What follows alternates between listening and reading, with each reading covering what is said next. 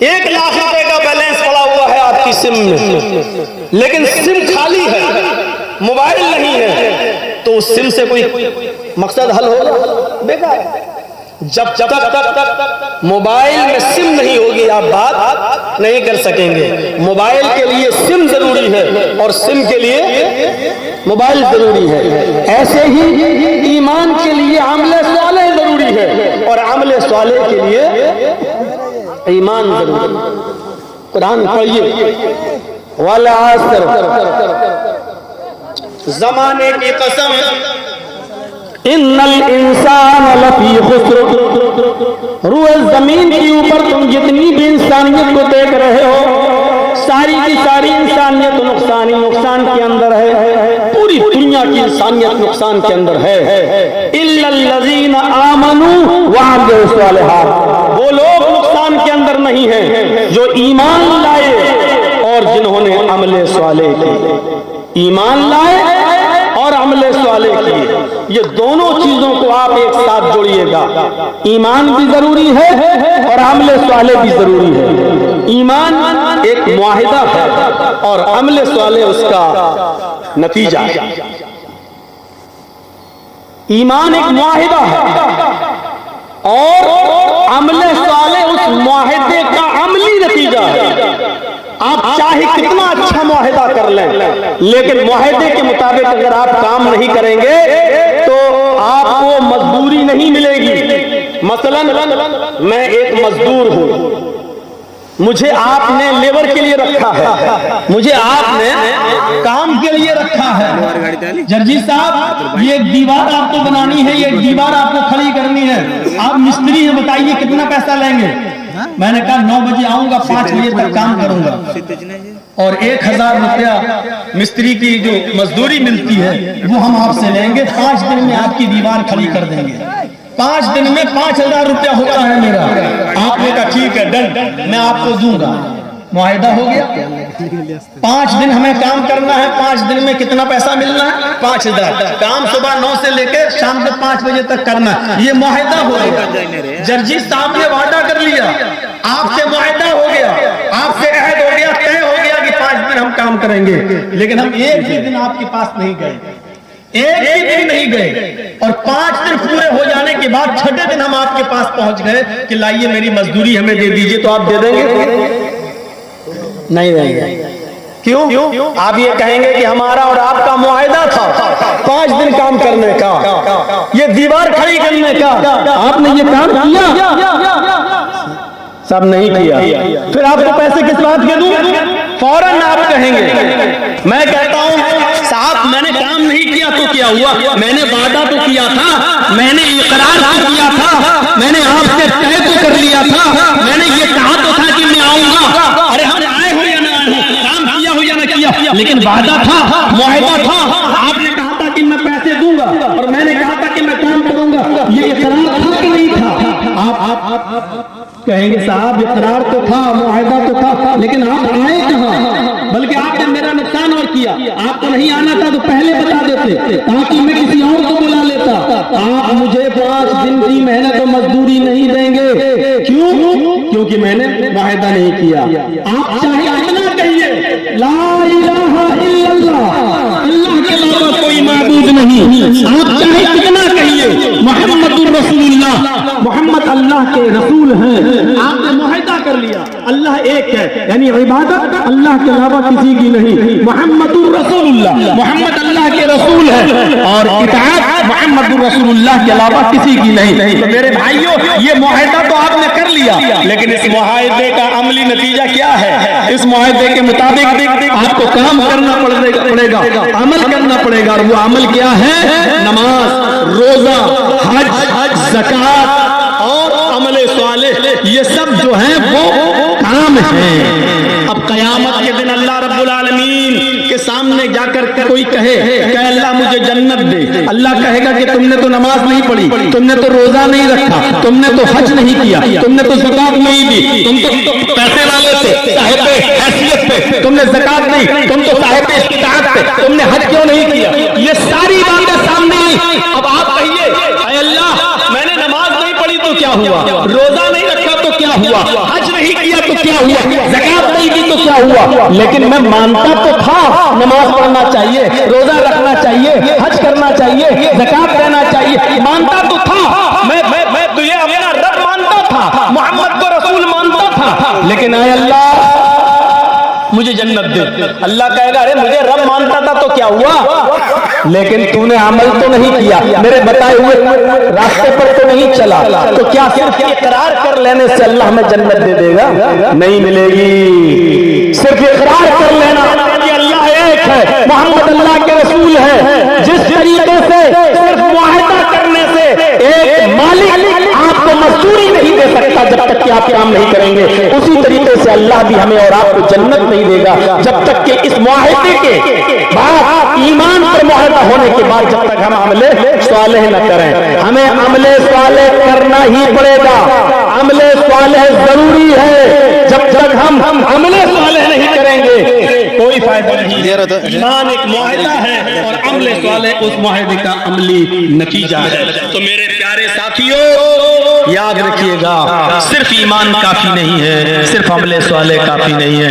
ہندو بھی ہم سے اچھے اچھے کام کرتے ہیں, کیا وہ غریبوں کی مدد نہیں کرتے؟ فلمی دنیا کے ایکٹر دیکھ لو, کیا وہ کینسر پیشنٹ کو پیسہ نہیں دیتے؟ کیا وہ دان نہیں کرتے؟ کیا وہ خیرات نہیں کرتے؟ بہت کچھ کرتے ہیں, ہم سے زیادہ کرتے ہیں, غریبوں کی مدد ہم سے زیادہ کرتے ہیں, اچھا کام ہم سے زیادہ کرتے ہیں, لیکن بیکار ہے. کیوں بیکار ہے؟ کیونکہ ان کے پاس ایمان نہیں ہے. ہمارے پاس ایمان ہے, ہمارا نام محمد اسلم ہے, ہمارے پاس محمد اکرم ہے, ہمارا نام محمد اظہر ہے, سب کچھ ہمارا ہے, اچھا نام ہے, سب کچھ ہے, لیکن ہمارے کام اچھے نہیں ہیں. ایمان بھی ضروری ہے, عمل صالح بھی ضروری ہے. میرے پیارے ساتھیوں, ایک مومن کے اندر جب ایمان پیدا ہوتا ہے تو آپ یقین مانیے ایمان کی طاقت جب اس کے اندر آتی ہے تو وہ کسی چیز کا خوف پیدا نہیں کرتا اپنے اندر.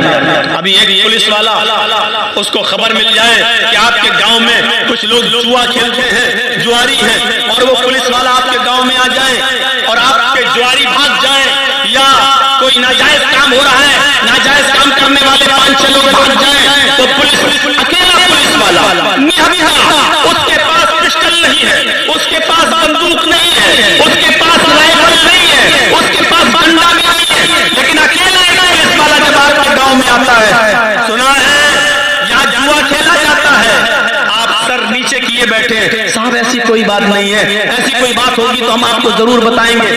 وہ چلاتا جا رہا ہے, ڈانٹتا جا رہا ہے, اور پورا کا پورا گاؤں اس کے سامنے بھیگی بلی بنا بیٹھا ہے, کچھ نہیں بول رہا ہے. اس اکیلے پولیس والے کے اندر یہ ہمت کہاں سے آتی ہے؟ اس کے پاس پسٹل نہیں, اس کے پاس بندوق نہیں, اس کے پاس لاٹھی نہیں, کچھ نہیں ہے, لیکن اکیلا پولیس والا پورے گاؤں کو ڈانٹتا ہے, پھٹکارتا ہے, اور پورا گاؤں اس کے سامنے خاموش بھیگی بلی بنا رہتا ہے. کیوں؟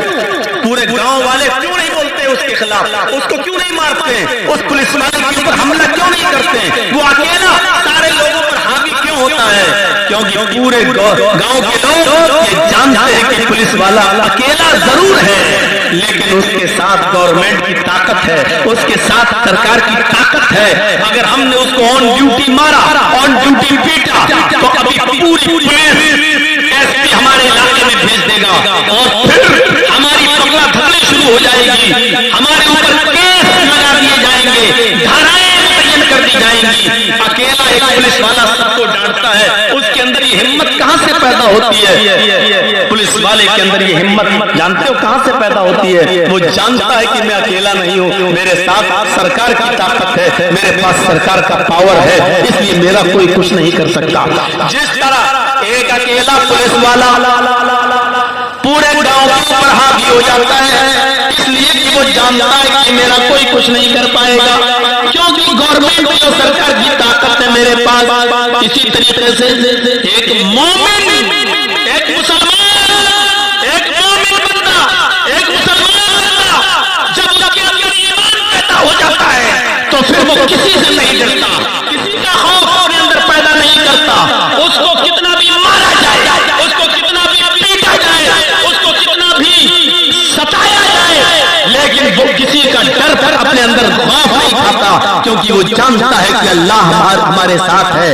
اس کا خوف اس کے دل میں ہوتا ہے, وہ صرف اللہ سے ڈرتا ہے. اور اس سلسلے میں آپ دیکھ لیجئے صحابہ کے واقعات پڑھیے. وہ کسی سے نہیں ڈرے، اکیلے تھے، نہتے تھے، ان کے اوپر ظلم و ستم کیے جاتے تھے، لیکن وہ کسی سے نہیں ڈرتے تھے. حضرت بلال رضی اللہ تعالیٰ عنہ کی ایمانی طاقت کو ذرا دیکھیے. حضرت بلال رضی اللہ تعالیٰ عنہ کی ایمانی طاقت کو ذرا دیکھیے. ان کو کافروں نے پکڑا، ان کو کھینچا اور کھینچ کر ان کو ایک ریت میں ریگستان میں لے آئے اور ان کو مارا پیٹا. پھر ان کو ریت کے اوپر لٹا دیا، پھر ان کو بالوں کے اوپر گرم ریت کے اوپر لٹا دیا. ان کے کپڑے پھاڑ دیے، اوپر کی قمیض، اوپر کا کرتا ان کو پھاڑ دیا. پھر ان کو ریگستان کے علاقے میں گرم ریت پر لٹا دیا. اتنا ہی نہیں، بھاری پتھر لایا گیا اور وہ بھاری پتھر لا کر ان کے سینے کے اوپر رکھ دیا گیا. بھاری پتھر سینے پہ رکھنے کی وجہ سے، گرم ریت کی وجہ سے ان کی پیٹھ جلنے لگی، چہکنے لگی. لیکن اس کے باوجود جب بلال سے کہا گیا اے بلال بولو، اب تم محمد کے رب کو چھوڑتے ہو یا نہیں؟ اب تم اپنے اللہ کو چھوڑتے ہو یا نہیں؟ تم اپنے معبود کو، ود سوا یغوث یعوق نصر کو، تم ان معبودوں کو مانتے ہو یا نہیں مانتے ہو؟ حضرت بلال اکیلے ہیں، کافروں کی ایک بڑی تعداد ان کے ساتھ موجود ہے، ان کے اوپر ظلم و ستم ہو رہے ہیں. بلال کو ننگی زمین پر لٹا دیا جاتا ہے اور بھاری پتھر ان کے اوپر رکھ دیا جاتا ہے. میرے بھائیوں، اس کے باوجود جب کہا جاتا ہے بلال محمد کے رب کے اوپر سے اپنا ایمان ہٹاؤ، محمد کے رب کے اوپر سے اپنا ایمان ہٹاؤ، تو حضرت بلال ایسے موقع پر اپنی زبان سے جملہ نکالتے ہیں، اللہ احد اللہ احد اللہ احد. اے کافرو، تمہیں جتنا مارنا ہو مار لو، جتنا پیٹنا ہو پیٹ لو، جتنا ستانا ہو ستا لو، لیکن میں اپنے رب کے اوپر سے ایمان نہیں ہٹا سکتا. اللہ ایک ہے، اللہ ایک ہے، اللہ ایک ہے. میں اس کی عبادت کرتا تھا، کرتا ہوں اور کرتا رہوں گا. میں محمد کے رب کو اپنا رب مان چکا ہوں، اس سے پیچھے نہیں پھر سکتا. وہی بات آ گئی ہے، اکیلے ہیں بلال لیکن کسی سے نہیں کر رہے ہیں. بلال کے اندر یہ طاقت اگر کسی چیز میں پیدا کی ہے تو وہ ایمان کی طاقت ہے. جب ایمان کسی کے اندر آ جاتا ہے، جب ایمان کسی کے اندر پیدا ہو جاتا ہے، جب ایمان کا جذبہ کسی کے اندر پیدا ہو جاتا ہے، تو پھر وہ کسی دشمن سے ڈرتا ہے، نہ مخالف سے ڈرتا ہے، نہ کافروں سے ڈرتا ہے، نہ بادشاہ سے ڈرتا ہے. اس لیے یہ جانتا ہے کہ میں اکیلا نہیں ہوں، میرا رب میرے ساتھ ہے، میرا پروردگار میرے ساتھ ہے. حضرت خبیب کی داستان کو کون نہیں جانتا؟ جن کو سولی پہ لٹکایا جانا ہے، جن کو سولی پہ لٹکایا جانا ہے، سولی پر تختے پہ لٹکایا جانا ہے. اور جب ان کو تختے پر لے جایا گیا، سولی پہ لے جایا گیا، پھانسی کے پھندے کے قریب لے جایا گیا اور پھانسی کا پھندا ان کے گلے میں جب ڈالا جانے لگا تو حضرت خبیب سے کہا گیا اے خبیب، آج تو تم بھی سوچ رہے ہوں گے کہ جس محمد کی وجہ سے مجھے اتنی تکلیف اٹھانا پڑ رہی ہے، میری جان تک جا رہی ہے، آج محمد اس جگہ پر ہوتے اور میں بچ جاتا، محمد کے میری جان بچ جاتی اور محمد مارا جاتا. آج تو تمہیں بھی لگ رہا ہوگا کہ محمد کی وجہ سے مجھے سولی کی جا رہی ہے، کاش میری جگہ محمد کو پھانسی دی گئی ہوتی اور مجھے چھوڑ دیا گیا ہوتا.